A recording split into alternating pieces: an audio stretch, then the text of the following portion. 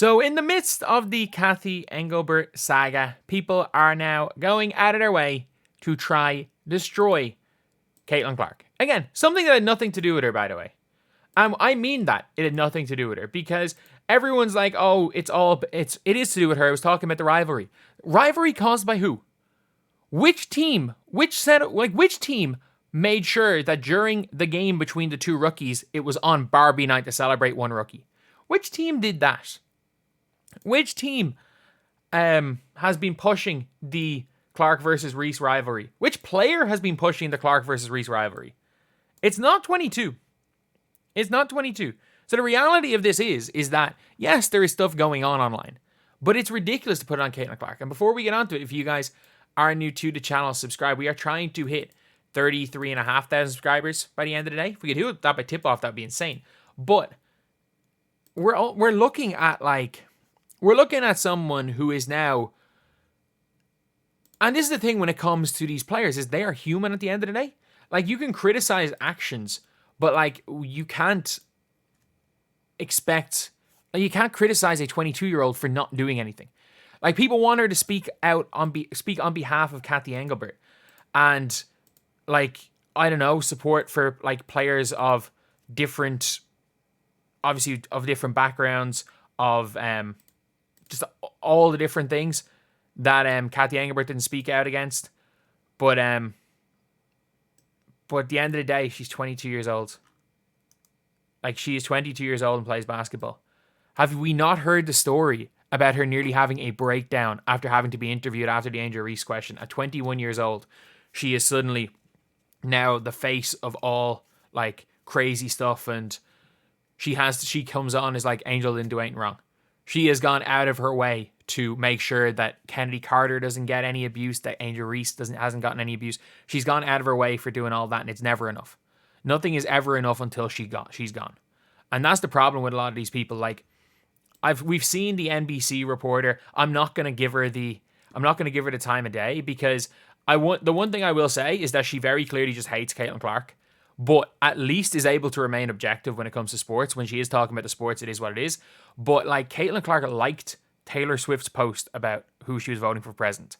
Me, I couldn't give a flying F-U-C-K who a person votes for president. One, I'm not American, so obviously the concept of who you are voting for in Ireland doesn't really have that much of an impact. A big reason for that is because, I'm not gonna lie, it has been a basically two-party system in Ireland, and they're the same party. So like, for my entire life, for the last 100 years nearly, it's been two parties and the same freaking party.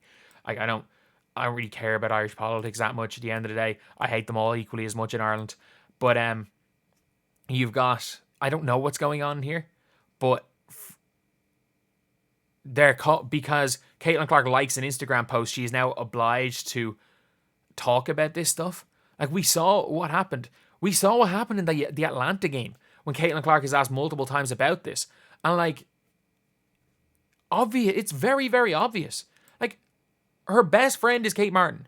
It's very obvious where she stands on that regard. It's very obvious if you look at who her best friends are on her team, who her friends are, who she's hanging out with. That, like, she's just a normal 22-year-old.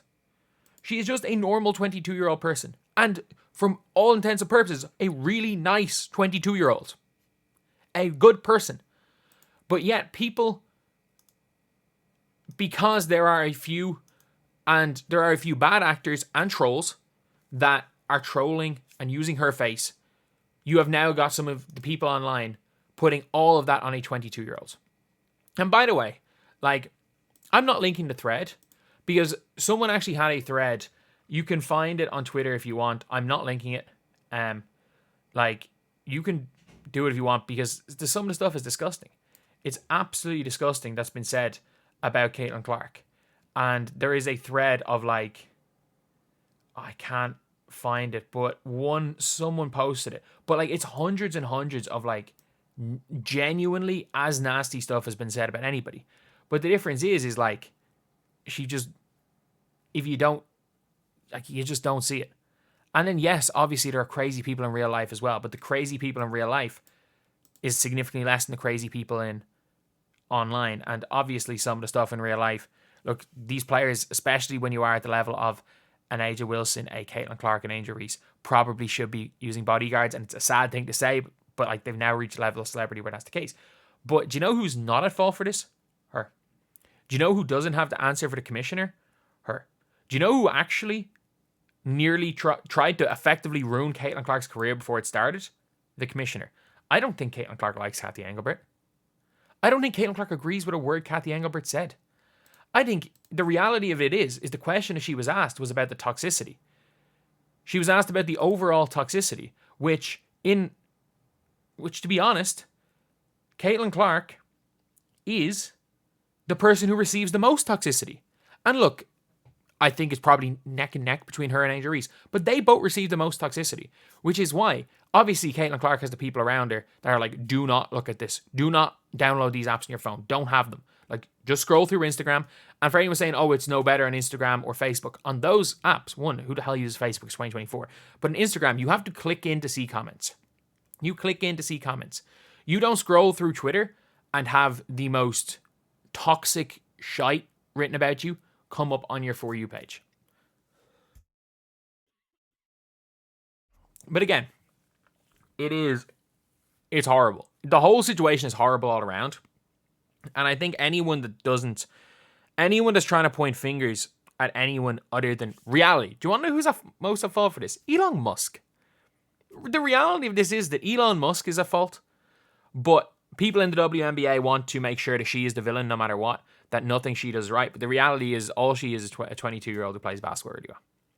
And like an NBC reporter out here basically demanding that the reporters ask Caitlin Clark before the game about these questions. And it's like, whatever about after the game, you know it's going to be asked before the game. You want to know why? You either want Caitlin Clark to slip up and say something, because Caitlin Clark, if you've ever like listened to some of the things, one of the things she is most scared about is saying the wrong thing. Just in life in general, it is the one thing she is most scared about, is saying the wrong thing. She is scared out of her mind that she might say the wrong thing and it might bring hate on somebody else. She's just a good person. And that is the reality of it all. And there should be no expectation on her to say anything. What Cathy Engelbert said was, I actually don't think the statement she made was not factually correct. Because look, if the rivalry was such a big issue, the Chicago Sky wouldn't have made sure Barbie night was the night they were playing Caitlin Clark. Like, if the rivalry was so negative, such a negative thing, no, everyone knows. Everyone knows how much everyone's benefited from rivalries. The problem is that, look, there are negatives to this, and no one should have to deal with the negatives. No one should have to deal with it, especially to the extent that both Caitlin Clark and Angel Reese have. But it's not right. But it's not the fault. The abuse that Caitlin Clark is getting is not the fault of Angel Reese. The abuse that Angel Reese is getting is not the fault of Caitlin Clark. The abuse, or add in any WNBA player where fans have gone back and forth. It's not the fault of them. These are 22-year-old girls who play basketball really well. That is the reality of it. And whether or not you like these people, you like the way they interact, look, it's completely fine. If you don't like Caitlin Clark because of her attitude in the court, fine. If you don't like Angel Reese because, again, she as she says, she's unapologetically Angel. People that are unapologetically a certain thing, like with Angel Reese, fair enough. If you don't like her as a person, fair enough. If you love her as a person, that's the thing with people with them personalities. You're either going to love them or you're going to hate them. That's fine. Like, I'm not too dissimilar myself. But the reality is that none of these are bad people. None of them in general are bad people. And none of them are at fault. None of these young athletes are at fault for what goes on the toxic cesspit that is Twitter. And nobody is responsible for what their fans say. And my favorite part about all this is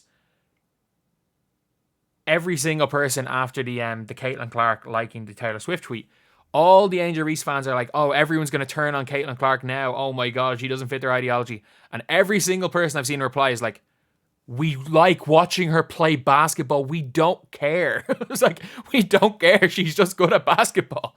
And that's the reality of it all. That's the reality of it all.